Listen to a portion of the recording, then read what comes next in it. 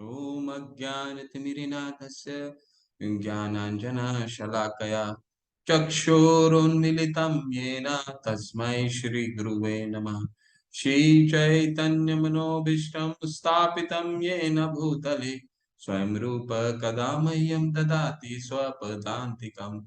वन्देऽहं श्रीगुरुं श्रीयुतपदकमलं श्रीगुरुं वैष्णवांश्च श्रीरूपं सागरजातं सहगना रघुनाथां तं सजीवं साद्वैतं सावधूतं परिजनसहिता कृष्ण चैतन्य देवं श्रीराधा कृष्ण पादान् सहगना ललिता श्री विशाखावितांश।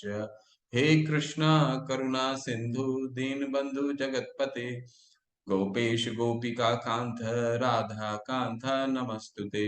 ताप्त कांचन गौरांगी राधे वृंदावनेश्वरी वृषभानुसुते देवी प्रणमामि हरिप्रिये। वाञ्छाकल्पतरुभ्यश्च कृपा सिन्धुभ्येव च पतितानां पावनेभ्यो वैष्णवेभ्यो नमो नमः। नमो विष्णुपादाय कृष्णपृष्ठाय भूतले श्रीमते भक्ति वेदांत स्वामी नामिने नमस्ते सरस्वते देवे गौरवाणी प्रचारिणे निर्विशेष शून्यवादी पाश्चात देशोत्तारिणे।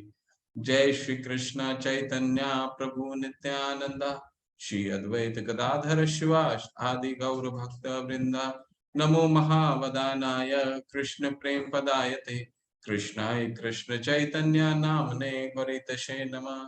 हरे कृष्णा कृष्ण कृष्ण हरे हरे हरे राम राम राम हरे हरे। आज 11वें दिन में आप सभी का स्वागत है। आज हम करने वाले हैं विश्व रूप दर्शन योग, यानी विराट भगवान का विराट रूप का दर्शन करेंगे। ये अध्याय जो है ये काफी सरल और टेक्निकल अध्याय है, जिसमें फिलॉसफी जो है वो बहुत अंत में आता है। और ये भी एक भक्ति योग का एक अंग है। और भगवान का विराट रूप क्या है, पूरे अध्याय में हम लोग जानेंगे कि ये रूप और इस रूप का महत्व क्या है, इसका भी हम विस्तार से चर्चा करेंगे।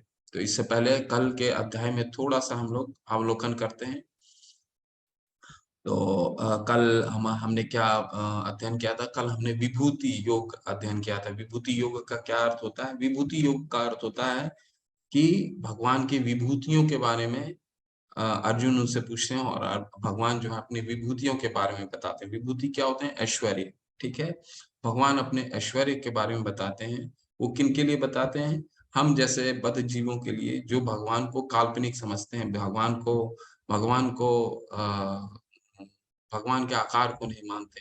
वो भगवान अपने ऐश्वर्य के द्वारा हम भगवान को कैसे जान सकते हैं, ये कल हमने उस अध्याय में गहन किया, उसका चर्चा किया, जिसकी शुरुआत करते हैं भगवान की ये जो ज्ञान है वो भी सबसे श्रेष्ठ ज्ञान है। ठीक है, और इसके बाद भगवान चतुर्श्लोकी गीता बताते हैं। चार श्लोक, 10, 8, 9, 10 और 11 सबसे महत्वपूर्ण श्लोक थे, जिसमें भगवान अपने खुद के स्वभाव के बारे में बताते हैं, पहला। इसके बाद फिर भगवान 8वें श्लोक में बताते हैं कि भगवान का स्वभाव कैसा है। इसके बाद फिर भगवान बताते हैं अगले 2 श्लोकों में कि उनके भक्त उनके 9वें श्लोक में बताते हैं भक्त उनके साथ क्या करते हैं, किस तरह का लक्षण, भक्तों के लक्षण क्या होते हैं। और 10 10 10 और 10 11 में 10वां और 11वें श्लोक में बताएंगे कि वो भक्तों के लिए क्या करते हैं। तो 3 चीज हमें सीखते हैं उन चतुर्श्लोकी गीता में। कौन से हैं चतुर्श्लोकी गीता? 8वां, 9वां, 10वां और 11वां। ये गीता के सार भी माने जाते हैं और ये श्लोक बहुत ही महत्वपूर्ण श्लोक है, बहुत ही सुंदर श्लोक है। आप लोग इसका अध्ययन कीजिएगा। तो सबसे पहले क्या भगवान बताते हैं 8वें में, अहम सर्वस्व प्रभवो मत्त सर्वम प्रवर्तते इति मता भजन्ते माम बुधा भाव समन्विता। यानी ये सारा आध्यात्मिक और भौतिक जगत जो है वो मुझसे ही उद्भूत होता है। ठीक है, और जो बुद्धिमान इसे जानता है वो मुझे मेरे स्वभाव को प्राप्त करता है। यानी भगवान अपने अपने अपने बारे में बताते हैं कि वो कौन है, तो वो स्वयं को अपने भगवान के रूप में स्थापित करते हैं 8वें श्लोक में। फिर 9वें श्लोक में क्या भगवान बताते हैं कि इनको भक्त जो है उनका व्यवहार कैसा रहता है। और हमने देखा था प्रभुपाद जी अपने कीर्तन करते रहते हैं अपने शिष्यों के साथ, जहाँ पे वो लक्षण क्या दिखा बताते हैं भगवान, मत चित्ता मत गत प्राण बोधयंत परस्पर कथयंत माम नित्यम तुष्यंती च रमंती च। मत चित्ता मेरे में चित्त लगाते हैं, मत गत प्राणाम मेरे लिए जीवन समर्पण कर देते हैं, जैसे श्रीला प्रभुपाद ने अपना पूरा जीवन समर्पण किया। बोधयंत परस्पर आपस में मेरे बारे में मेरे उपदेशों का चर्चा करते हैं। कथयंतश्च मेरे बारे में चर्चा करके समझते हैं मेरे बारे में। और इसके बाद क्या करते हैं, तुष्यंती च रमंती च आनंद का अनुभव करते हैं, ऐसा आनंद जो शाश्वत हो। ठीक है, और हमने कल वो चर्चा भी किया था कि कभी कभी हम ऐसे जीवन में आनंद का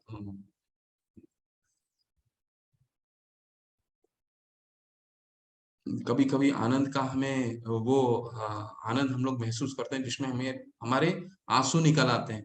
तो ये वही आनंद की बात कर रहे हैं जो भक्त महसूस करते हैं। क्यों, कैसे महसूस करते हैं, जब भगवान पे चित्त लगाते हैं। ठीक है, इसके बाद फिर भगवान बोलते हैं 9वें और 10वें और 11वें श्लोक में कि भगवान किस तरह से प्रति उत्तर देते हैं भक्तों को किस तरह से वो भक्तों के प्रति उनका व्यवहार कैसा रहता है वो बताते हैं। तेषाम सतत युक्तानाम भजता प्रीति पूर्वकम ददामि बुद्धि योगम तम ये न माम उपयांति ते। यानी मैं जो मेरे लिए सततम कीर्तन करते हैं, सततम कीर्तयन्तो माम, जो मेरे लिए सततम कीर्तन करते हैं यानी भक्त, उनके लिए मैं क्या करता हूँ, ददामी बुद्धि योगम, उनको बुद्धि देता हूँ। जैसे हम लोगों ने ये ऑनलाइन क्लासेस कक्षा ज्वाइन किया तो कहीं ना कहीं हमें ये भगवान के प्रति हमारा श्रद्धा रहा है। और वो हम और किसी न किसी तरह से वो हमारे को लिंक मिल गया और हम जुड़ गए। तो ये बुद्धि जो है भगवान ने हमें बुद्धि देते हैं, ददामी बुद्धि योगम था।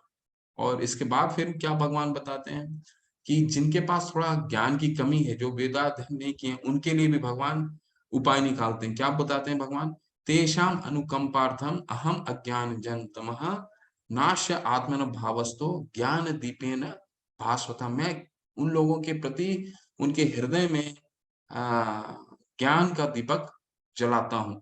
तो जिसके पास तो वेदों का अध्ययन ही, वेदों का अध्ययन द्वारा ही हम सिर्फ भगवान को नहीं जान सकते।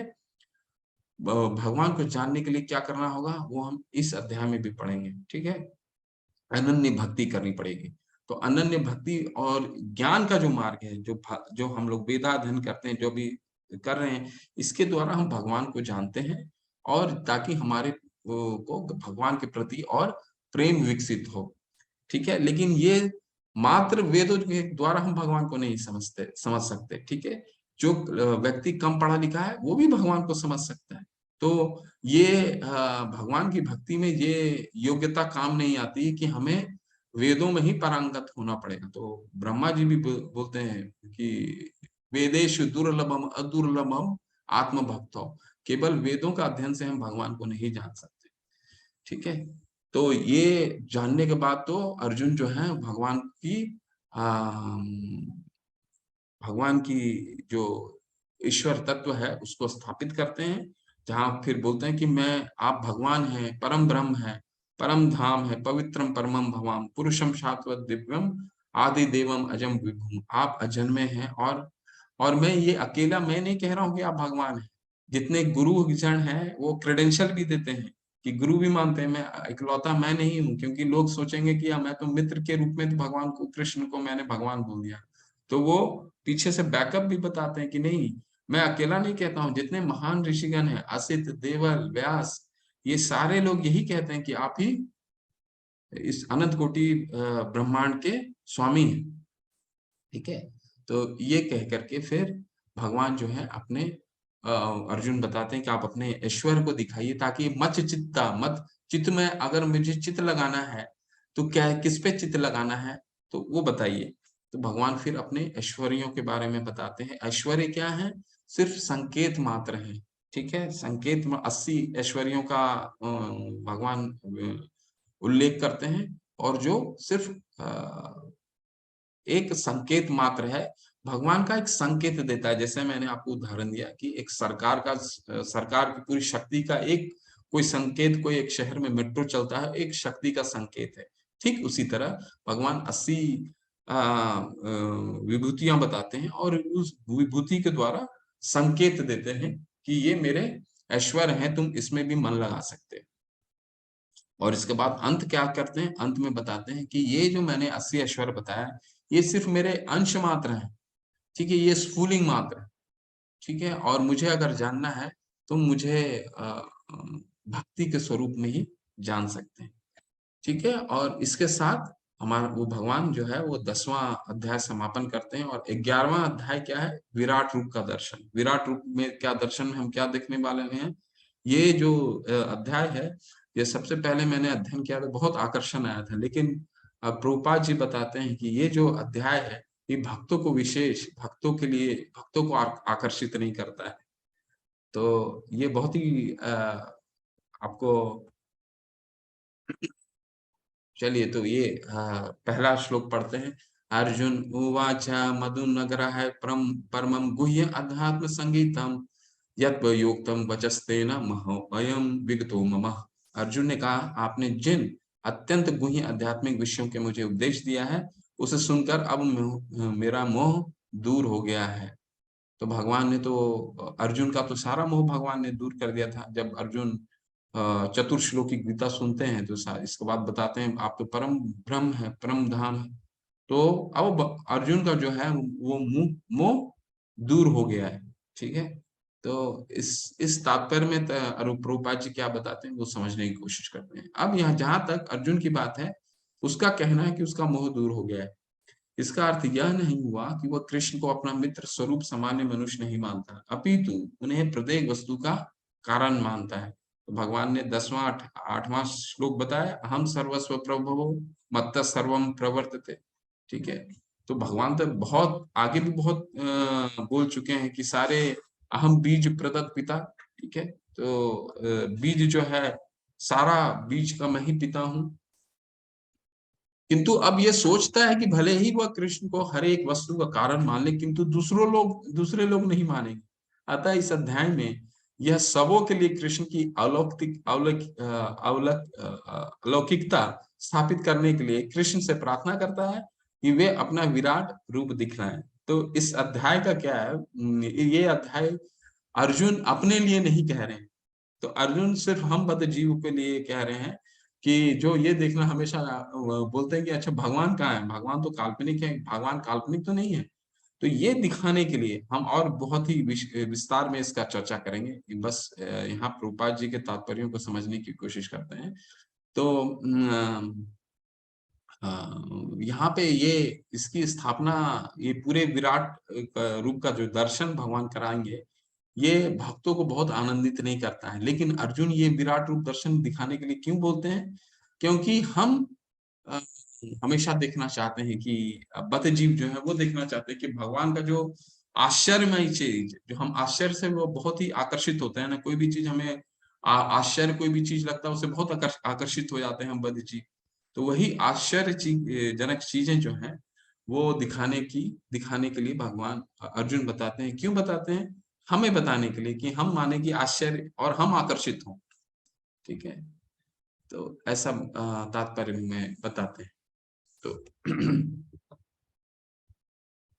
अब आगे क्या है, कमल नेत्रों वाले, मैंने हर जीवित इकाई की उपस्थिति और गायब होने के बारे में विस्तार से आपसे सुना, जैसा कि आपके अटूट महिमाओं के माध्यम से महसूस किया गया। हे पुरुषोत्तम, हे परमेश्वर, यद्यपि आपको मैं अपने समक्ष आपके द्वारा वर्णित आपके वास्तविक रूप में देख रहा हूं, किंतु मैं यह देखने का इच्छुक हूं कि आप इस दृश्य जगत में किस प्रकार प्रविष्ट हुए। मैं आपके इसी रूप का दर्शन करना चाहता हूँ। हे प्रभु योगेश्वर, यदि आप सोचते हैं कि मैं आपके विश्व रूप को दर्शन देखने के में समर्थ हो सकता हूं, तो कृपया करके मुझे अपने असीम विश्व रूप दिखलाइए। तो कुछ चीजें, मुख्य मुख्य चीजें समझने की कोशिश करते हैं।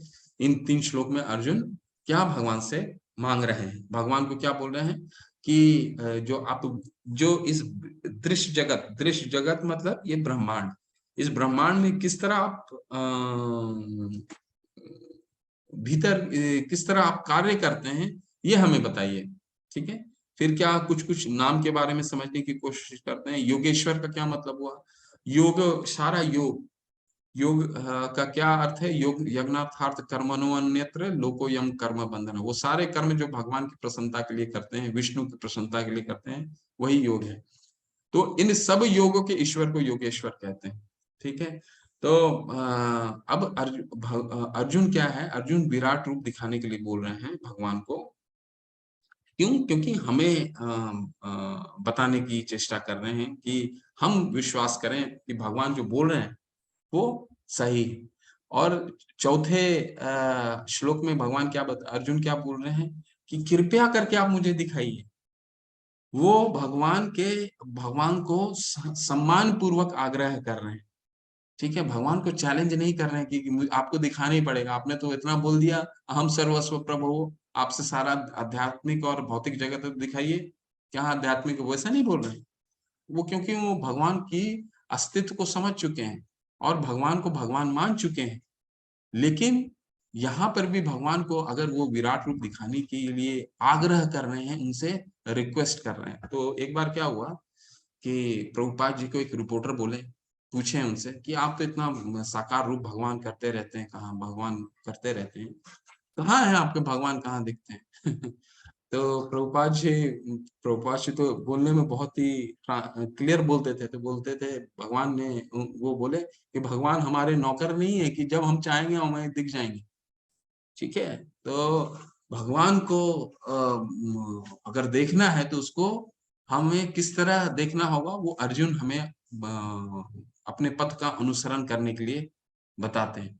ठीक है, प्रेमांजन छुरिता, हम भगवान को कैसे देख सकते हैं? ब्रह्मा जी बताते हैं, प्रेमांजन छुरिता भक्ति विलोचनेन, यानी हम प्रेम के अंजन से और भक्ति के आंखों से, प्रेमांजन छुरिता भक्ति विलोचनेन संत सदैव हृदयेषु विलोकयन्ति, यानी हम प्रेम के अंजन से और भक्ति के आंखों से भगवान को अपने हृदय में देख सकते हैं।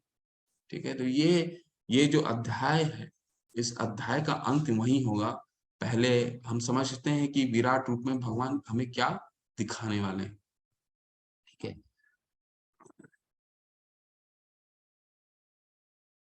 तो अर्जुन ने भगवान कृष्ण से, ये आप लोग के लिए कुछ प्रश्न हैं, अपने मनन कीजिए। अर्जुन ने भगवान कृष्ण से विश्व रूप दिखाने के लिए क्यों कह रहे हैं? आपके पास ऑप्शन है। उसने कृष्ण पर संदेह किया, या वो खुद को खास मानता था लोगों को समझाने के लिए, जो सोचेंगे कृष्ण एक साधारण व्यक्ति है। तो आपको क्या लगता है? आप लोग हैंड रेस कीजिए या इसमें भाग लीजिए। कोई जवाब सही और गलत नहीं है, क्योंकि भगवान, जैसे हम बताते हैं, जैसे भगवान ने बताया, भगवान सिर्फ हमारी भक्ति में प्रयास करते हैं। तो सिर्फ ये बताइए कि इसमें सही कौन है और क्यों सही है? क्या सही है और अ, ऐसा भगवान क्यों बोल रहे हैं, उसका कारण भी थोड़ा बताइए। शारदा माता जी, बताइए माता जी। हरे कृष्ण। हरे कृष्णा। जी लोगों को समझाने के लिए प्रभु जी। जी माता जी, जी। अभी हम लोग उत्तर नहीं बताएंगे, बस लोगों से सुनेंगे। ठीक है माता जी, हरे कृष्ण। अविनाश प्रभु जी, आप बताइए। जी, लोगों को समझाने के लिए। जी प्रभु जी, जी।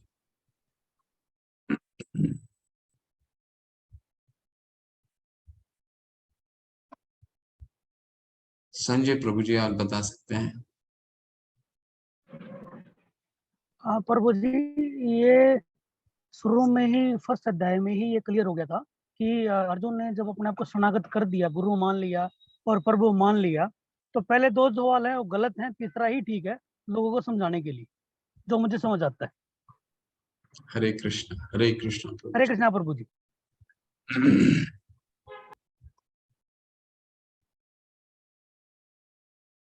पूजा माता जी, आप बता सकते हैं।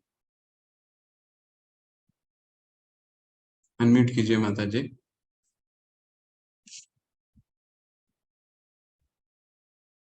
अनम्यूट कीजिए माता जी, पूजा माता जी। लोगों को समझाने के लिए। जी जी जी जी जी। हरे कृष्ण माता जी, हरे कृष्ण। शुभाशीष प्रभु जी, आप भी पार्टिसिपेट कर सकते हैं। जी हरे कृष्ण प्रभु जी। हरे कृष्ण। मैं संजय प्रभु जी की बात से बिल्कुल सहमत हूँ। जो पहले दो हैं वो गलत लग रहे हैं मुझे, क्योंकि एक दो चीजें, एक तो जब अर्जुन ने उन्हें अपना भगवान मान ही लिया, तो पहले के दो जो ऑप्शंस दिए गए हैं कि उसने कृष्ण पर संदेह किया, और दूसरा ऑप्शन वो खुद को खास मानता था, ये दोनों ही रद्द हो गए। पहली बात। दूसरी बात, लोगों को समझाने के लिए उसका वजह मुझे ये लगता है, इसलिए मुझे सही लगता है कि जब अगर उसे ये संशय था कि अगर वो लोगों को समझाने का प्रयत्न करेगा तो लोग उससे प्रश्न पूछेंगे, तो उससे बेहतर उसे लगा कि वो कृष्ण को ही बोले कि वो अपना विराट रूप दिखा दे, ताकि लोगों के मन में भी जिनसे जो उसे जो लगता है कि वो उनसे आके पूछेंगे कि वो संशय करेंगे, उनसे उनके मन से भी संशय दूर हो जाए। हरे कृष्ण प्रभु जी, बहुत सुंदर, बहुत सुंदर। जी शुक्रिया प्रभु जी। हरे कृष्ण। कुछ लास्ट लेते हैं, इसके बाद फिर स्टार्ट करेंगे। नेहा माता जी, आप बता सकते हैं। हरे कृष्ण माता जी। हरे कृष्णा प्रभु जी, दंडवत प्रणाम। दंडवत प्रणाम। प्रभु जी, यहाँ पे देखिए, अर्जुन जो प्रश्न कर रहा है वो हम जीवों के लिए कर रहा है, क्योंकि वो कृष्ण भगवान का मित्र है। और ये जो गीता का जो ज्ञान दिया जा रहा है द्वापर युग में, वो आगे जाके कलयुग में कहते हैं बद्ध जीव होंगे, वो नहीं मानेंगे, वो क्योंकि उसका दोस्त है इसलिए उन्होंने मान लिया। कितने वो कि उन्होंने बोला कि फ्रेंड है तो एग्री कर लिया। तो इसलिए वो हमारे लिए के लिए हमको हम जीवों पे कृपा करने के लिए अर्जुन ने पूछा कि बताइए मुझे भगवान के बारे में। जी जी जी, हरे कृष्ण, बहुत सुंदर, बहुत सुंदर। कुछ चैट में भी पढ़ते हैं और फिर हम इसको क्लोज करेंगे। फिर जिनका बच जाता है कुछ, अगला चर्चा में आपको इन्वॉल्व करेंगे। लोगों को समझाने के लिए सभी का उत्तर, थर्ड ऑप्शन सभी ठीक है। हरे कृष्ण। आप सभी लोगों ने बहुत अच्छे से जवाब दिया। आप लोगों का सही है, लोगों को समझाने के लिए। लेकिन ऐसा क्यों है? लोगों को क्या समझाना चाह रहे हैं? देखिए, ऐसा है कि कृष्ण भगवान ने तो पूरे 10वें अध्याय तक अपना संवैधानिक रूप से सारा अपने आप सारा चीजें बता दिए कि सारी चीजें उनसे ही उद्भूत है। ठीक है, वही सभी जीव उनसे ही आते हैं, है ना। सारा पूरे अध्याय, हर अध्याय में उन्होंने बताया है कि हर चीज मेरे से ही उद्भूत होती है। ये संवैधानिक रूप से बता दिए। ठीक है, अब अर्जुन को ये मालूम था कि कलयुग में कई लोग ऐसे हैं जो ये बोलेंगे कि मैं भगवान हूँ, मैं भगवान हूँ, तो मैं भगवान हूँ। कई लोग बोलते हैं ना, आप आज गूगल टाइप कीजिए तो आपको कम से कम 20 कलयुग के कली के अवतार के रूप में आपको भगवान मानने वाले लोग आपको दिखेंगे। ठीक है, तो ये स्थापित करने के लिए अगर कोई भगवान बोलता है तो उसका मापदंड क्या होना चाहिए। ठीक है, भगवान ने तो अपने आप को स्थापित कर दिया संवैधानिक रूप से, और पूरे अप टू 10वें अध्याय तक उन्होंने पूर्ण रूप से अपने आप का भक्ति के बारे में, अपना कर्म योग कैसे करना है, अपने फल को भगवान पे त्यागना है, योग की अंतिम उद्देश्य भी भगवान को जानना है, भक्ति का अंतिम उद्देश्य भी भगवान को जानना है, स्वयं बता दिए। लेकिन अब अर्जुन स्थापित कर रहे हैं इस अध्याय के द्वारा, विराट रूप के द्वारा, कि अगर कोई बोलता है कि मैं भगवान हूं तो वो स्वयं को इस विराट रूप का दर्शन करके दर्शन कराए। तभी ये मापदंड, एक बैरोमीटर जो होता है ना, जिसको बैरोमीटर बोलते हैं। ठीक है, तो कल कोई भी अगर आपसे कोई भी अगर ये बोलता है कि मैं भगवान हूँ, तो उससे बोलिए अगर भगवान है तो मापदंड भगवान ने तो दे रखा है कि आप अपना विराट रूप दिखाइए। तो ये मापदंड देने के लिए, ये मानदंड अर्जुन ने स्थापित किया इस कलयुग में, जबकि जो जानते थे कि कई लोग अपने आप को भगवान स्थापित करेंगे। ठीक है, तो ये एक मापदंड है, इसलिए ये विराट रूप दिखाने के लिए अर्जुन हमको रिप्रेजेंट कर रहे हैं। ठीक है, तो ये बहुत ही महत्वपूर्ण है, इसको ध्यान रखिएगा। भगवान ने कहा, अर्जुन हे पार्थ, अब तुम मेरे ऐश्वर्य को सैकड़ों हजारों प्रकार के देवी तथा विविध रंगों वाली रूप को देखो। तो भगवान ने पिछले अध्याय में बताया था, आपको स्मरण हो, न मैं विदुम सुरगाणाम प्रभव न महर्षि अहम आदिम देवानाम महर्षि नाम च सर्वशा। मेरे सही देवता और महर्षि मुझे नहीं जानते। क्यों नहीं जानते? क्योंकि अहम आदि देवानाम महर्षि नाम च सर्वशा, मुझसे ही उनकी उत्पत्ति होते, इसलिए मुझे नहीं जानते। लेकिन अब यहाँ पे वो उस चीज को स्थापित करेंगे।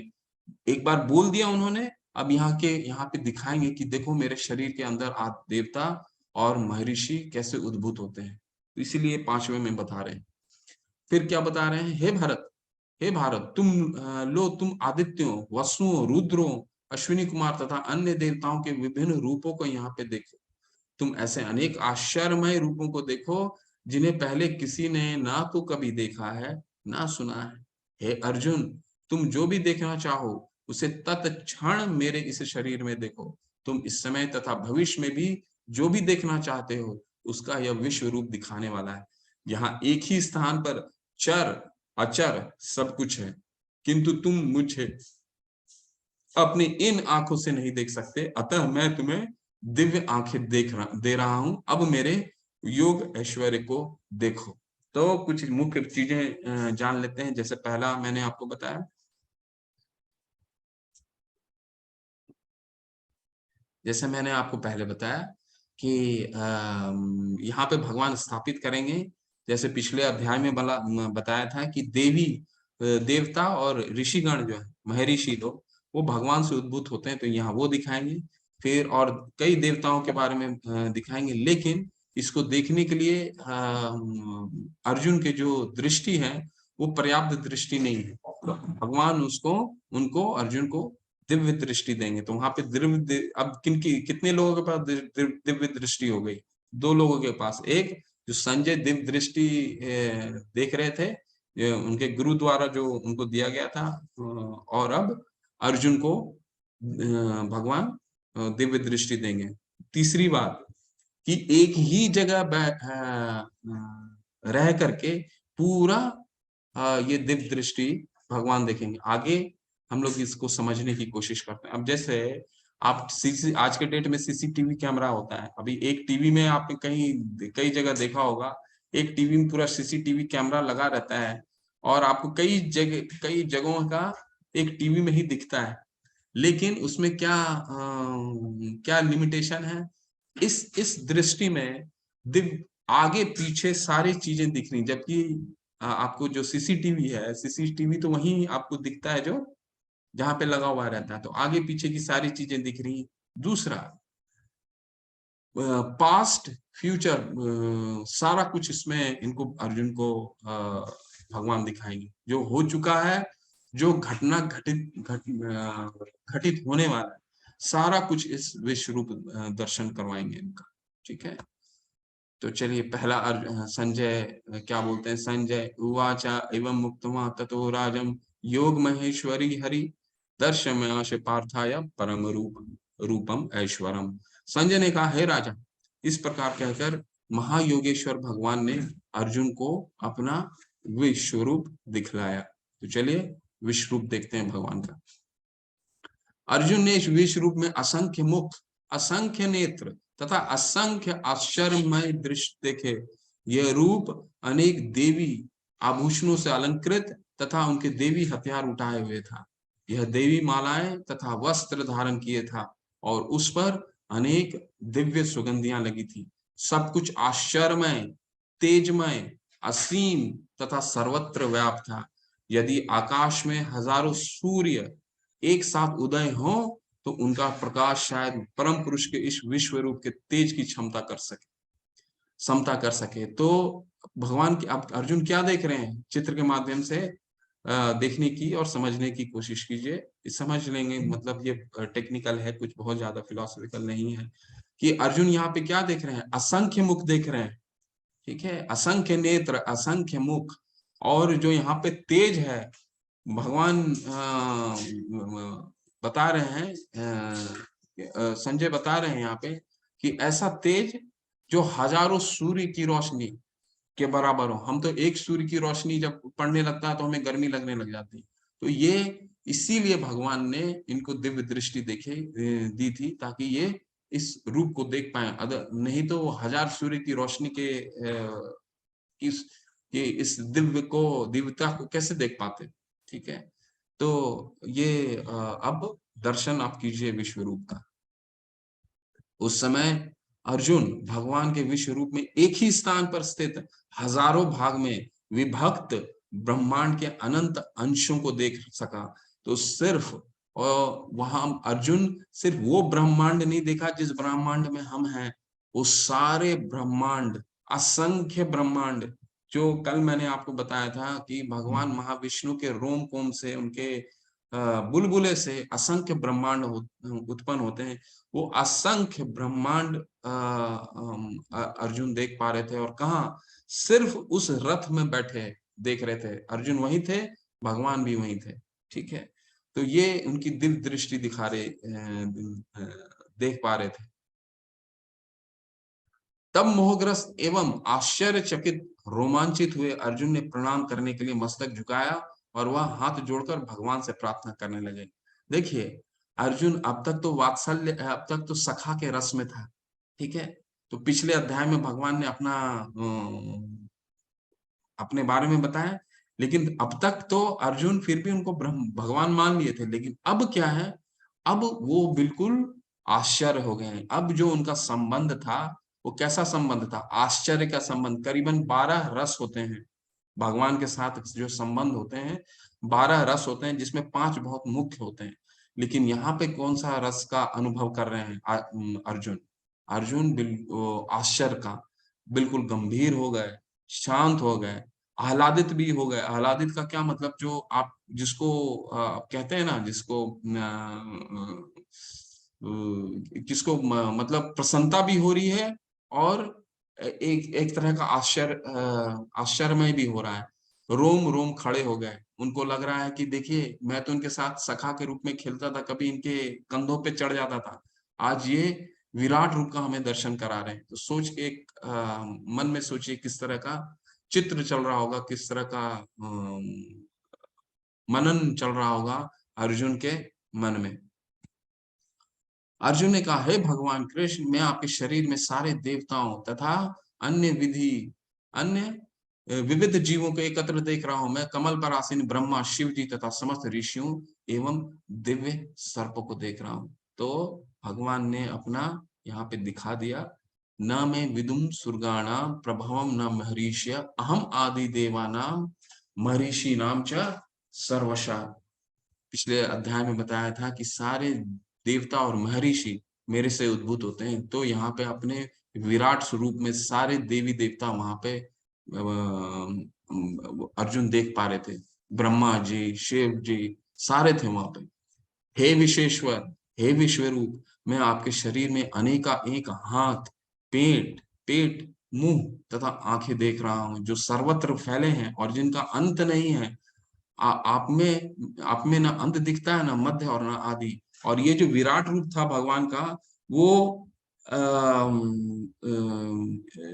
बढ़ता ही जा रहा था, बढ़ता ही जा रहा था।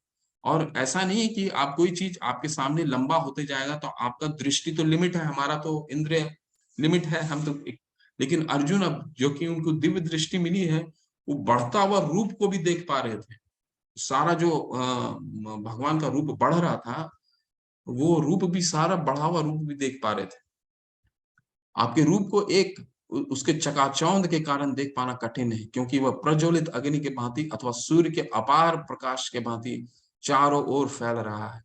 तो भी मैं इस तेजोमय रूप को सर्वत्र देख रहा हूं, जो अनेक मुकुटों, गदाओं तथा चक्रों से विभूषित है। तो भगवान का जो ये विराट, भगवान अभी 2 रूप दिखाएंगे। अभी तो ये विराट रूप दिखा रहे हैं, अभी एक और रूप आने वाला है भगवान। ठीक है, तो यहाँ पे भगवान ने क्या बता दिया कि सारे जो देवी और महर्षि हैं वो भगवान से ही उद्भूत होते हैं, और दिखा भी दिया अपने दर्शन में, विश्व रूप के दर्शन में। अब ये दूसरा रूप आ रहा भगवान का। ये रूप क्या है वो पढ़ते हैं। आप परम आदेश गे वस्तु हैं, आप इस ब्रह्मांड के परम आधार यानी आशय हैं, आप अव्यय तथा पुराण पुरुष हैं, आप सनातन धर्म के पालक भगवान है, यही मेरा मत है। तो एक यहाँ शब्द आया है जो थोड़ा सा चर्चा करते हैं फिर आगे बढ़ेंगे। क्या है सनातन धर्म? तो ये बहुत लोगों को मन में जिज्ञासा होती है कि ये सनातन धर्म क्या है। सनातन धर्म, सनातन का मतलब होता है जिसका न आदि और जिसका न अंत, ये सनातन सनातन। तो धर्म का, सनातन धर्म का क्या मतलब? सनातन धर्म, धर्म का क्या मतलब है? धर्म का मतलब होता है एक चीनी, जैसे आप चीनी ले लीजिए, चीनी का क्या धर्म है? चीनी का धर्म है मिठास। नमक का क्या धर्म है? उसका नमकीन देना, ठीक है। तो इसी तरह हर चीज का यहाँ पे धर्म है, तो उसको धर्म बोलते हैं। लेकिन सनातन धर्म का क्या मतलब है? सनातन धर्म तीन चीजों की अभिव्यक्ति को, तीन चीजों का रिलेशनशिप को सनातन धर्म बोलते हैं, बल्कि दो चीजों का। क्या है वो? आत्मा और परमात्मा, ठीक है। आत्मा और परमात्मा के जो रिलेशनशिप है उसको हम सनातन धर्म बोलते हैं। और ये धर्म क्या है? धर्म है जो भगवान ने भगवान हमें समझाते हैं, भगवान हमें आदेश देते हैं, जो कार्य करने के लिए भगवान हमें आदेश देते हैं वही धर्म है। सवे पुंसा परो धर्म यतो भक्ति अदोक्षजे अहेतु की अप्रतिहता ययात्मा सुप्रसिद्धति। तो क्या है धर्म? अहेतु की अप्रतिहता, यानी अहेतु की मतलब बिना कारण, बिना कारण, और अहेतु की अप्रतिहता, अप्रतिहता मतलब अखंड। तो भगवान की भक्ति यही धर्म है। कैसा, क्या धर्म है? भगवान की भक्ति। और कैसी भक्ति होनी चाहिए? बिना कारण के और अखंड, अहेतु की अप्रतिहता। तो यही सनातन धर्म है, ठीक है। और हम कोई धर्म से कंफ्यूज नहीं होना ना चाहिए, होना हमें नहीं चाहिए। बाकी ये आध्यात्मिक धर्म है जिसको सनातन धर्म बोलते हैं, ये आध्यात्मिक धर्म है। और शारीरिक धर्म जो है वो हमारे कई धर्म होते हैं। पुत्र का एक धर्म होता है, पिता का धर्म होता है, स्त्री का धर्म होता है, माता का धर्म होता है। ये धर्म अपना, चीनी का धर्म होता है, नमक का धर्म होता है, सबका धर्म होता है, ठीक है। तो ये धर्म क्या होता है? धर्म वो शारीरिक धर्म है, ठीक है। लेकिन सनातन क्या है? जो हमारा आध्यात्मिक है, परमात्मा और भगवान का जो रिलेशनशिप है वही सनातन धर्म। आप यदि मध्य, आप आदि, मध्य तथा अब यहाँ से भगवान का दूसरा रूप चालू हो रहा है, थोड़ा समझने का प्रयास कीजिएगा क्या रूप है ये। आप आदि, मध्य तथा अंत से रहित, आपका यश अनंत है, आपकी असंख्य भुजाएं हैं और सूर्य चंद्रमा आपकी आंखें हैं। मैं आपके मुख से प्रज्वलित अग्नि निकलते और आपके तेज से इस संपूर्ण ब्रह्मांड को जलाते हुए देख रहा हूं। तो अभी भगवान ने क्या दिखाया था? विश्व रूप का दर्शन दिखाया था। विश्व रूप में क्या दिखाया भगवान ने? देवी देवताओं, महर्षियां और असंख्य पेट, आंख, नाक, ये सब दिखाया भगवान ने, ठीक है। अब भगवान क्या दिखा रहे हैं? अब भगवान अपना काल रूप दिखा रहे हैं, ठीक है। जो हम काल, काल जो हम जानते हैं, काल आप भी जानते होंगे, काल यानी समय। काल जो है वो क्या है? वो भी भगवान का रूप है। अब वो भगवान अपना काल रूप दिखा रहे हैं। यद्यपि आप एक हैं, किंतु आप आकाश तथा सारे लोक एवं उनके बीच के समस्त आकाश में व्याप्त हैं। हे महापुरुष, आपके इस अद्भुत अद्भुत तथा भयानक रूप को देखकर सारे लोग भयभीत हैं। क्यों भयानक है वो भी अभी बताएंगे। देवों का सारा समूह आपकी शरण ले रहा है और आपके आप में प्रवेश कर रहा है। उनमें से कुछ अत्यंत भयभीत होकर हाथ जोड़े आपकी प्रार्थना कर रहे हैं। महर्षि तथा सिद्धियों के समूह कल्याण हो कहकर वैदिक श्रुतों का पाठ करते हुए आपकी स्तुति कर रहे हैं। तो यहाँ भगवान अपना भयानक रूप, काल रूप दिखा रहे हैं। और क्यों भयानक रूप दिखा रहे हैं ये आप यहाँ समझिए। हे महाबाहु, आपके इस अनेक मुख, नेत्र, बाहु, जांघ, पांव, पेट तथा भयानक दांतों वाले विराट रूप को देखकर देवतागण सहित सभी लोग अत्यंत विचलित हैं और उन्हीं के तरह मैं भी हूँ। हे सर्वव्यापी विष्णु, नाना ज्योतिर्मय रंगों से युक्त आपको आकाश का स्पर्श करते मुख फैलाए तथा बड़ी बड़ी चमकती आंखें निकाल देखकर भय से मेरा मन विचलित है। मैं न तो धैर्य धारण कर पा रहा हूँ, न मानसिक संतुलन ही पा रहा हूँ। धृतराष्ट्र, ये देख लीजिए। अब ये काल रूप, अब तक तो भगवान, अब तक अर्जुन क्या बताएं, काल रूप का विवरण दिया उन्होंने। दांत निकले हुए हैं, ठीक है, भयंकर चेहरा भी है, लेकिन वो भयानक क्यों है, ये इस श्लोक के माध्यम से समझते हैं। धृतराष्ट्र के सारे पुत्र अपने समस्त सहकारियों सहित तथा भीष्म, द्रोण, कर्ण तथा हमारे प्रमुख योद्धा भी आपके विकराल रूप मुख में प्रवेश कर रहे हैं। उनमें से कुछ के शिरों को तो मैं आपके दांतों के बीच चूर्णित हुआ देख रहा हूं। तो भगवान इनको दिखा रहे हैं, ये तो ऑलरेडी मेरे द्वारा मारे जा चुके हैं।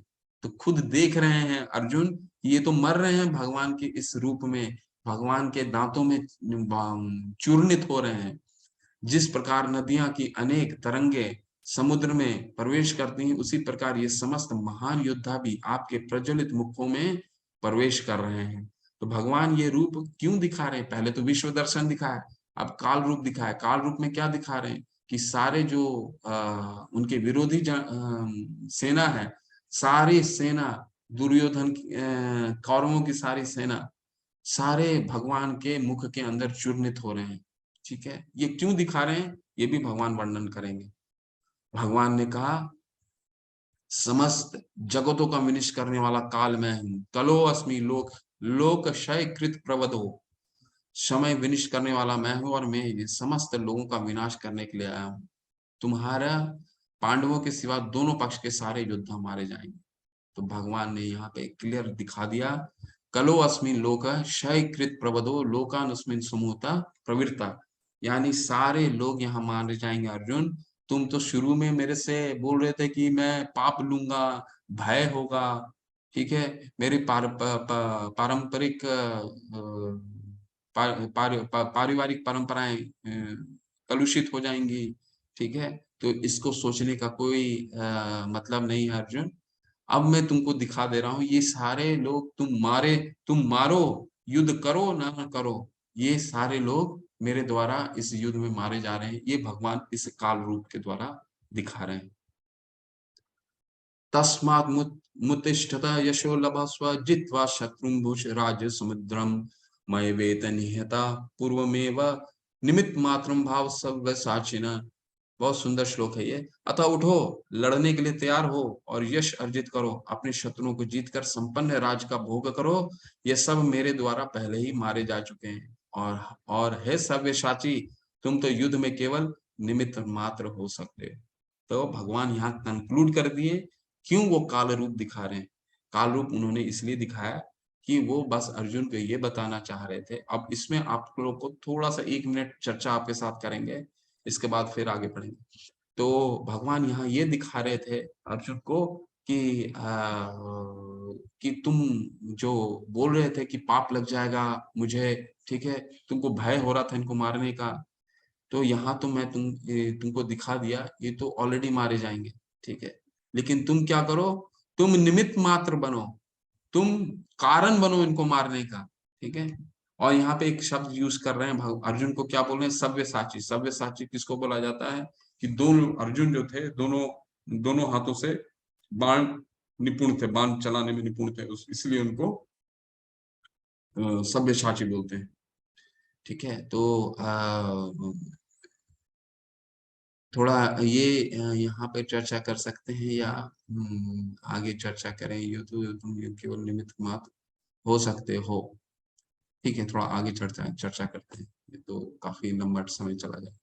द्रोणम च भीष्मं च जयद्रथं च कर्ण तथा यपि योधवीरान् मयां हस्तास्तुं जहि मया वितिष्ठा युधस्व जेतासि रणे सप्तनान्। भगवान इतने कृपालु होते हैं कि वो भक्तों को इसका श्रेय देते हैं, ठीक। द्रोण, भीष्म, जयद्रथ, कर्ण तथा अन्य महान योद्धा पहले ही मेरे द्वारा मारे जा चुके हैं, अतः उनका वध करो और तनिक भी विचलित ना हो। तुम केवल युद्ध करो, युद्ध में तुम अपने शत्रुओं को परास्त करोगे। तो भगवान जो है यहाँ निमित्त मात्रम बोल रहे हैं, निमित्त मात्रम बोल रहे हैं। निमित्त मात्रम क्यों बोलते हैं भगवान ये कार्य, जैसे यहाँ ऑलरेडी लिखा हुआ है कि भगवान जो है अपने भक्तों को यश दिलाने के लिए ये कार्य करते हैं, ठीक है, कि तुम निमित्त बात बोलो और तुम यश अर्जित करो, क्योंकि भगवान बहुत प्रसन्न होते हैं अगर उनको, उनके भक्तों को यश मिलता है, ठीक है। तो पूरे रामायण क्या आपको क्या लगता है, भगवान राम को इतना बड़ा युद्ध करने की आवश्यकता थी क्या? और भगवान राम के लिए रावण को मारने के लिए भगवान राम को आने का जरूरत भी था क्या? नहीं, वो अपने असुर को तो ऐसे ही मार सकते हैं, अपने पार्षदों द्वारा भगवान वध करा सकते हैं, लेकिन वो जंगल में अपने भक्तों से मिलने के लिए वो वनवास लिए और अपने भक्त हनुमान को यश दिलाने के लिए उन्होंने इतना बड़ा युद्ध करा। उसी तरह यहाँ पे पूरे महाभारत का युद्ध जो था अपने अपने भक्त को यश दिलाने के लिए उन्होंने किया, ठीक है। तो भक्त की जो यश है से भगवान को बहुत प्रसन्नता होती है। तो इसीलिए भगवान यहाँ बता रहे हैं निमित्त मात्रम, अब तुम निमित्त मात्र बोलो, ये तो मरने वाले, ये तो और ऑलरेडी मर ही चुके हैं, आप तुमको दिखा चुका हूँ। और कौरवों में तो इतनी बिल्कुल ही यूनिटी तो थी नहीं, आपस में तो लोगों की बनती नहीं थी, ठीक है। तो जैसे पितामह से कर्ण का नहीं बनता था, तो और कई लोगों के एक दूसरे से बनता नहीं था। तो अगर अर्जुन उनको नहीं भी मारा होता, तो भगवान यहाँ तो काल के रूप में भगवान दिखा चुके थे कि वो तो मरने ही वाले हैं, तो किसी ना किसी रूप में उनकी मृत्यु तो होनी थी, ऐसा। इसीलिए अर्जुन को बता रहे हैं कि निमित्त मात्रम, तुम निमित्त मात्र बन जाओ और यश अर्जित करो।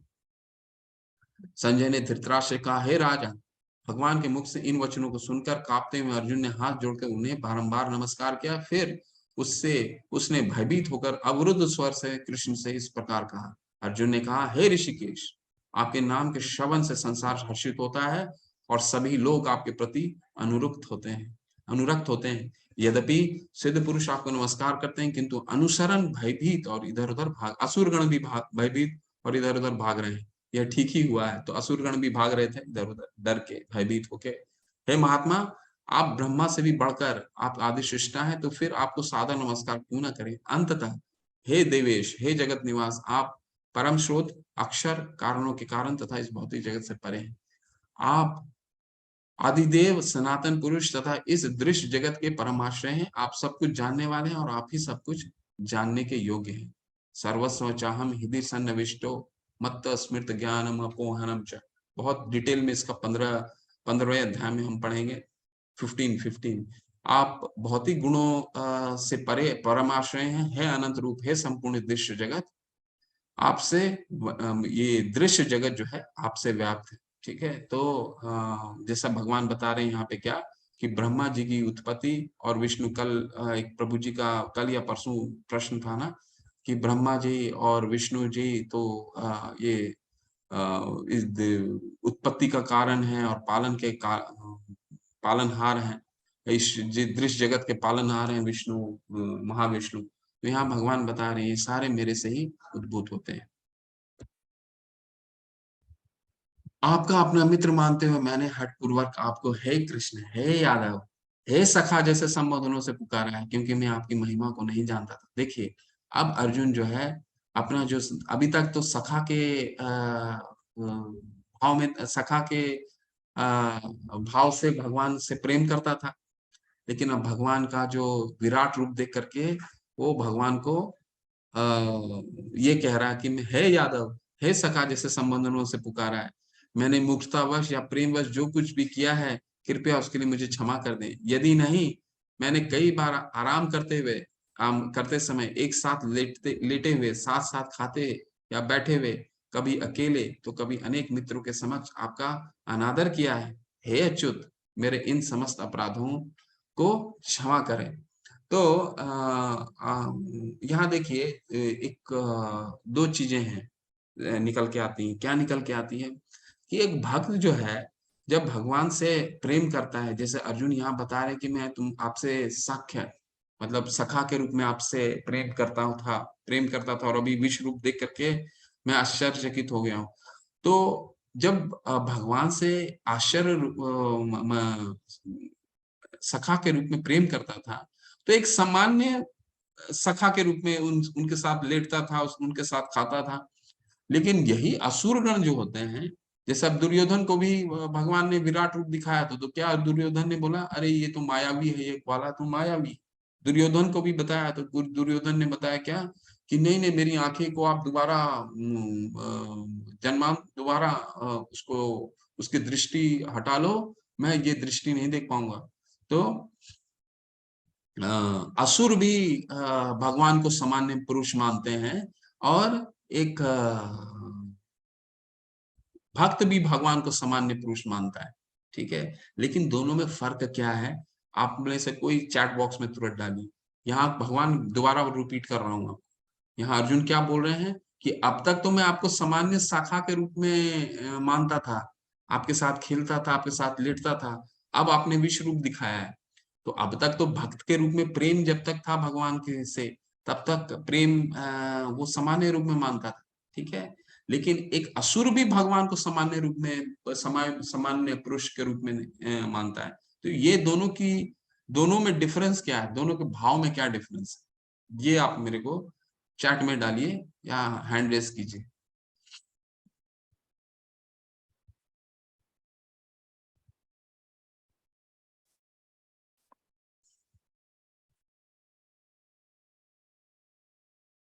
जिन्होंने नहीं किया उनको देता हूँ रेडमी बोट, ठीक है। आप अपना नाम लिखा कीजिए ताकि नाम से बात करें।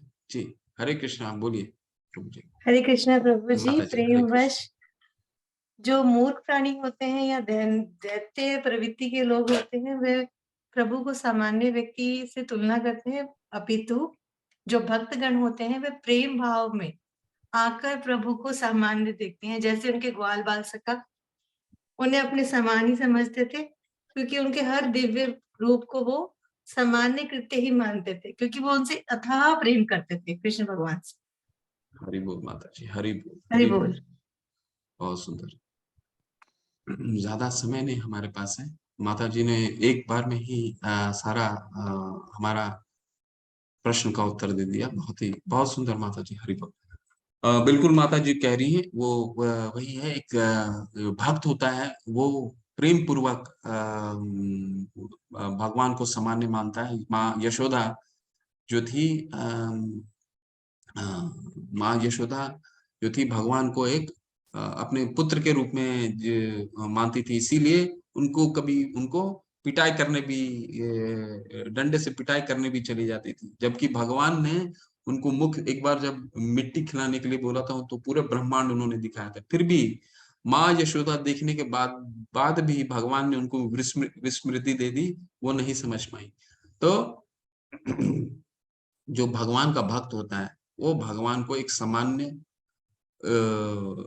रूप में ही उनको प्रेम करता है, लेकिन जो असुर है वो ईर्ष्या और द्वेष के कारण उनको सामान्य पुरुष मानता है। पहले कभी ना देखे गए आपके विराट रूप का दर्शन करके मैं पुलकित हो रहा हूँ, किंतु साथ ही मेरा मन भयभीत हो रहा है। अतः आप मुझ पर कृपा करें और हे देवेश, हे जगत निवास, अपना पुरुषोत्तम भगवत स्वरूप पुनः दिखाएं। तो अब अर्जुन प्रार्थना कर रहे हैं कि आप अपने द्विभुजा रूप में मुझे दर्शन दीजिए। हे विराट रूप, हे सहस्त्रभुज भगवान, मैं आपके मुकुटधारी चतुर्भुज रूप का दर्शन करना चाहता हूँ। चतुर्भुज का दर्शन करना चाह रहे हैं भगवान अर्जुन, जिसमें आप अपने चारों हाथों में शंख, चक्र, गदा तथा पद्म धारण किए हुए हैं। मैं उसी रूप को देखने की इच्छा करता हूँ। हे कुरुश्रेष्ठ, तुमसे पूर्व मेरे इस भगवान बता रहे हैं, मेरे इस विश्व रूप को किसी ने नहीं देखा, क्योंकि मैं न तो वेदाध्ययन के द्वारा, न यज्ञ, दान, पुण्य या कठिन तपस्या के द्वारा इस रूप में, इस संसार में देखा जा सकता हूँ। तो भगवान को देखने का क्या तरीका है, ये अभी भगवान अंतिम श्लोक में बताएंगे, तो इसको रहस्य रहने दीजिए, ठीक है। तुम मेरे भयानक रूप को देखकर अत्यंत विचलित एवं मोहित हो गए हो, अब इसे समाप्त करता हूँ। हे मेरे भक्त, तुम समस्त चिंताओं से पुनः मुक्त हो जाओ, तुम शांत चित्त से अब अपना इच्छित रूप देख सकते हो। तो इस पूरे अध्याय में भगवान ने अपना सारा रूप दिखा दिया, ठीक है, सारा रूप दिखा दिया। पहला तो विश्व रूप दिखाया, काल रूप दिखाया, अब चतुर्भुज रूप दिखा रहे हैं। लीजिए भगवान का चतुर्भुज रूप का दर्शन कर लीजिए। संजय ने धृतराष्ट्र से कहा, अर्जुन ने इस प्रकार कहने के बाद भगवान कृष्ण ने अपना असली चतुर्भुज रूप प्रकट किया और अंत में 2 भुजाओं वाला रूप प्रदर्शित करके भयभीत अर्जुन को धैर्य बनाया। क्या दिखाया? पहले विश्व दर्शन दिखाया, विराट स्वरूप, फिर क्या दिखाया? काल स्वरूप, फिर क्या दिखाया? चतुर्भुज स्वरूप, और अंत में जिससे भक्त सबसे प्रेम करता है वो है द्विभुज स्वरूप। ठीक है, तो ये सारा अपना सारा दर्शन करा दिया भगवान ने। तो अब कोई भी इसीलिए अर्जुन ने ये पूरा प्रश्न किया कि आप विराट रूप दिखाइए, ठीक है, ताकि भगवान ने सिर्फ सैद्धांतिक रूप से स्थापित किया स्वयं को इस जगत के ब्रह्मांड के राजा के रूप में, बल्कि एक उनको करके भी दिखाया कि ये मेरे ये रूप हैं, विराट रूप। लेकिन ये जो विराट रूप है आगे हम देखेंगे, ये विराट रूप जो है ये सिर्फ भौतिक जगत के लिए होता है, आध्यात्मिक जगत में ये रूप नहीं पाया जाता। आध्यात्मिक जगत में जो है भगवान के यही 2 रूप होते हैं, चतुर्भुज 4 भुजा रूप जो वैकुंठ में होता है, और द्विभुजा रूप जो भगवान का धाम में यानी गोलोक का धाम। जब अर्जुन ने कृष्ण को उनके आदि रूप में देखा तो कहा, हे जनार्दन, आपके इस अतीव सुंदर मानवीय रूप को देखकर मैं अब स्थिर चित्त हूँ और मैंने आपकी प्राकृत अवस्था प्राप्त कर ली है। श्री भगवान ने कहा, है अर्जुन, तुम मेरे जिस रूप को इस समय देख रहे हो उसे देख पाना अत्यंत दुष्कर है, यहाँ तक कि देवता भी इसे अत्यंत प्रिय रूप को देखने की ताक में रहते हैं। तो भगवान ने ऐसा क्यों बोला? क्योंकि अब समझिए भगवान का ये जो रूप है ये सिर्फ भक्त ही देख सकते हैं, ठीक है। अब जैसे और ये जो रूप उन्होंने दिखाया है, एक तरह से आप इसको एक सामान्य उदाहरण से समझने का इस तरह से प्रयास कीजिए कि भगवान ने एक ऐश्वर्य का रूप दिखाया। मान लीजिए आपका कोई मित्र है और मित्र आपका बहुत ही बड़े ओहदे में काम करता है, ठीक है। तो भगवान वो जो मित्र है, जो वो आप उसको कार्यालय में मिलने जाइएगा तो वो कार्यालय में आपको अपने उसके मित्र जैसा आपके साथ व्यवहार नहीं करेगा, क्योंकि अपना ऐश्वर्य के साथ है ना, अपने वो जो उसका ओहदा है उस ओहदे के साथ है। लेकिन अगर उस मित्र को आपको उस मित्र के रूप में देखना है तो कैसे देखना होगा? मित्र जब वो घर में आएगा और अपने स्वभाव में आएगा तभी उसको आप मित्र के रूप में उसके साथ बातें कर सकते हैं, उसको उसके नाम से बुला सकते हैं, प्यारे नाम से बुला सकते हैं, उसके साथ खाना खा सकते हैं। वो चीज आप उनके ऑफिस, उनके ऐश्वर्य वाले रूप में नहीं कर सकते। इसीलिए भक्त को जो है हमेशा भगवान का वही रूप पसंद है जो द्विभुजा रूप जो भगवान यहाँ बता रहे हैं, ठीक है। इसलिए ये बहुत दुष्कर है, भगवान ये बता रहे हैं। क्यों? क्योंकि ये उन्हीं के लिए है जो उनका भक्त है, ठीक है ना। अब ऑफिस में जैसे प्रधानमंत्री हो गया, प्रधानमंत्री को घर में मिलने वाले तो नॉर्मल लोग तो नहीं हो सकते, उनके बहुत करीबी लोग ही मिल सकते हैं प्रधानमंत्री से घर में। तो बाकी उनके कार्यालय में पूरा देश उनसे मिल सकता है जिन्होंने जिनसे उनको मिलना है। लेकिन प्रधानमंत्री ऐसे अगर घर जाएंगे तो अपने घर में तो सबसे तो नहीं मिल सकते, है ना। इसको इस तरह से समझने का प्रयास कीजिए।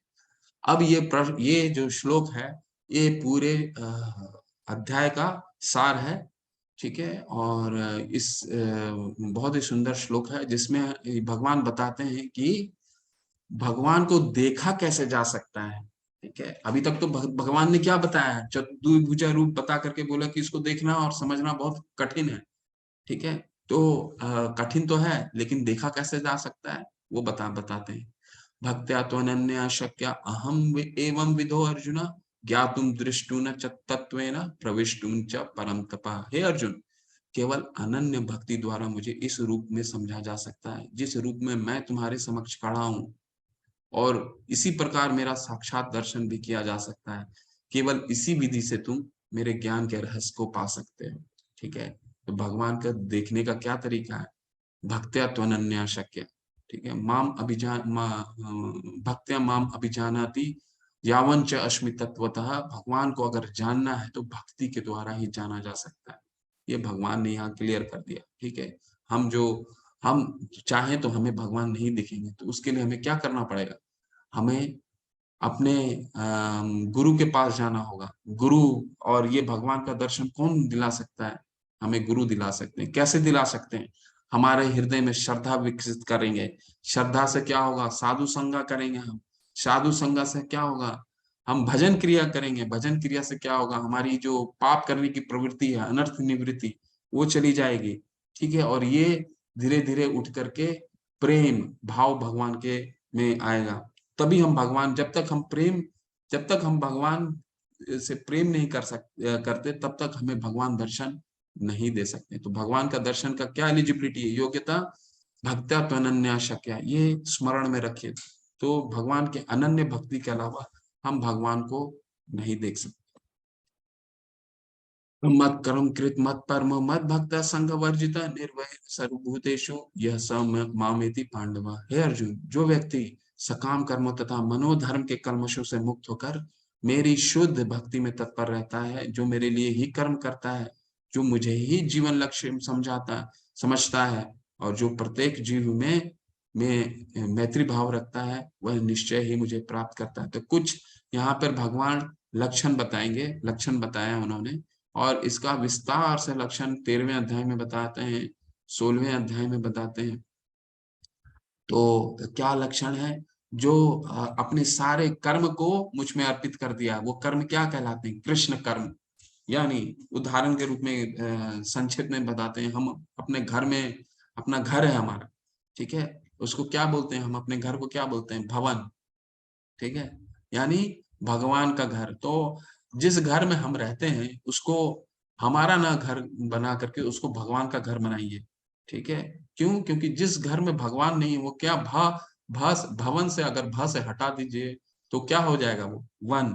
तो उस घर के मालिक आप नहीं हैं, उस घर के मालिक को, भगवान को मालिक बनाइए। ठीक है, तो हम छोटा छोटा से, छोटे छोटे चीजों से स्टार्ट कर सकते हैं, जहां पे ये भगवान बता रहे हैं ना कि मेरे लिए ही कर्म करो। ठीक है, मत, इसको कृष्ण कर्म बोलते हैं। तो हम अपने जैसे घर है उसको, भवन को अपने बना सकते हैं। अपने व्यापार, अगर हम बिजनेस में हैं, ठीक है, तो उसको मालिक भगवान को उसको बना सकते हैं। स्वयं को मालिक ना समझ करके भगवान को उसको मालिक उनको मालिक बना सकते हैं, है ना? कि और जो भी लाभ होता है, मान लीजिए आप व्यापार में लाभ होता है, तो अपने लिए वो उतना ही लीजिए जितना आपको जरूरत है। ठीक है, आपको जितना जरूरत है लीजिए, लेकिन स्वयं को उस व्यापार का स्वामी ना समझें, भगवान को स्वामी समझिए। तो इस तरह छोटे छोटे चीज करने से क्या है, हम भगवान के ये जो कुछ लक्षण भगवान बता रहे हैं, क्या कि मेरे लिए कर्म करो, मेरे को जीवन का लक्ष्य बनाओ। तो इस तरह से हम छोटी छोटी चीजों को, छोटी छोटी चीजों से अपनी शुरुआत कर सकते हैं।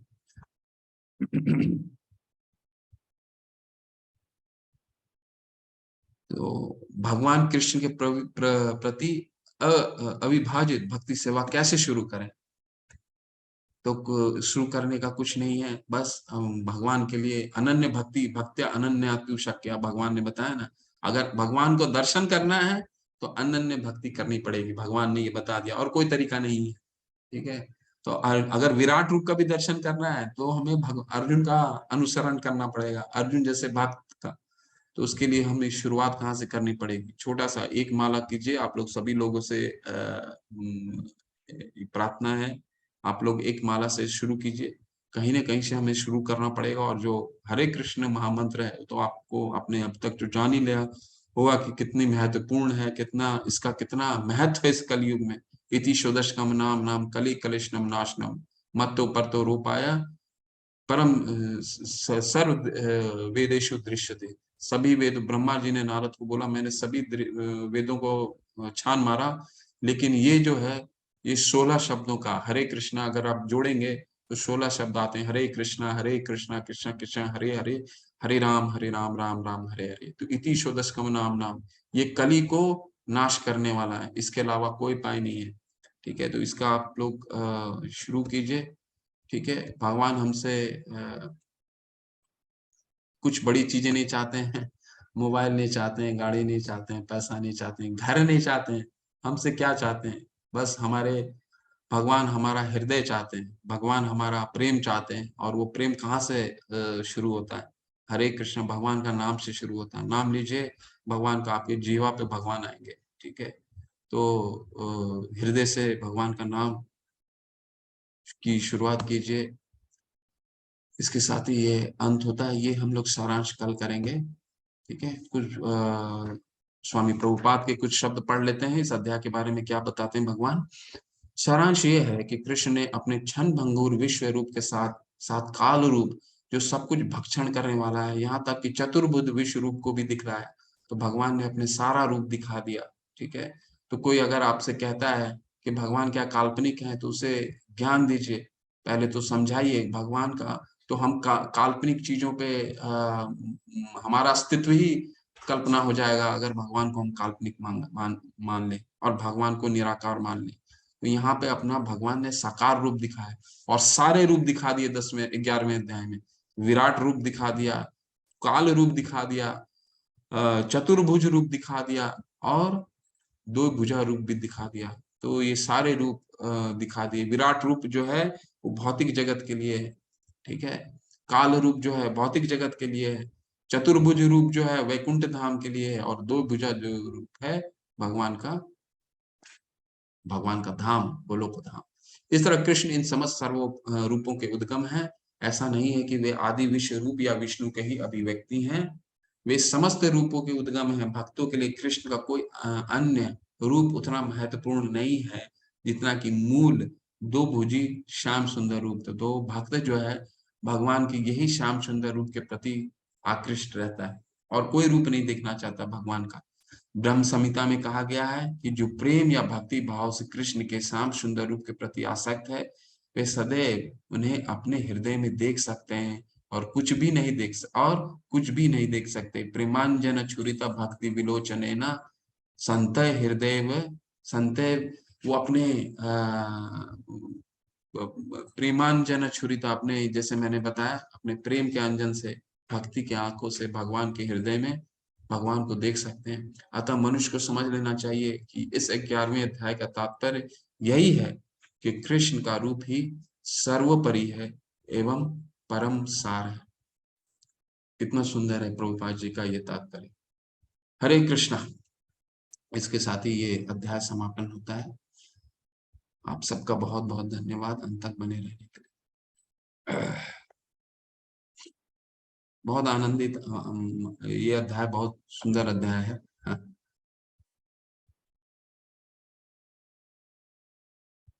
हरे कृष्ण। किसी का कोई अगर प्रश्न है आप लोग प्रश्न कर सकते हैं।